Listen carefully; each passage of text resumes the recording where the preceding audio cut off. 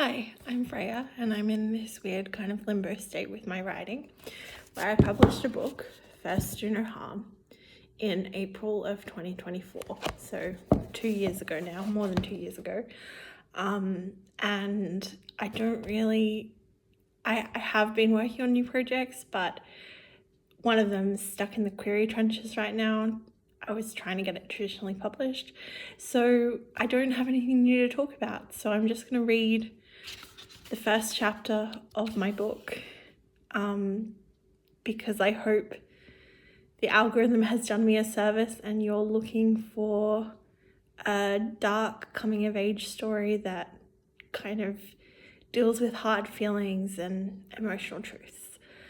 So the dedication is for the girl I was before.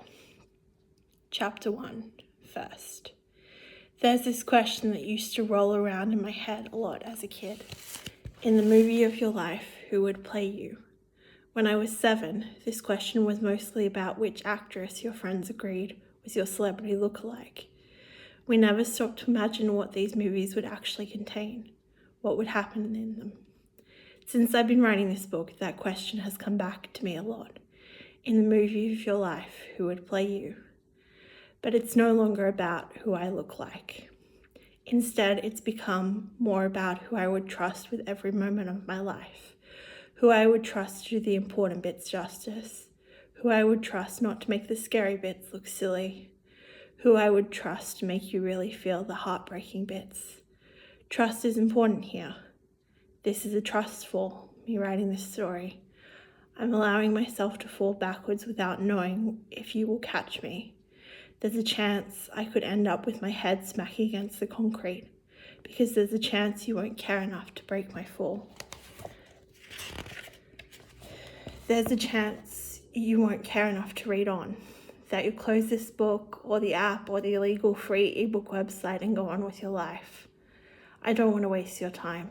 I know there are other things you could be doing now. You could spend this time learning to knit or to water ski, or be learning how to trade stocks, or be taking a nap. I know the words on these pages are always going to feel more important to me than they will to you. I've wrestled a lot with the best way to tell my story. What to put in, what to leave out, whether to name names, whether to write my own name, whether to tell it at all, whether it would be better left alone to sit safely in a vault in my mind, one I rarely open. First, they tell you start with a why, a reason why you're doing this. At least that seems to be the consensus of the YouTube productivity rabbit hole I sometimes dive into when I'm struggling to write. You must have a why, otherwise there's no way in hell you'll follow through. So why April? Why are you writing this book? Because no one will tell this story if I don't. And you, why should you read this book? Because this is a story that deserves to be read.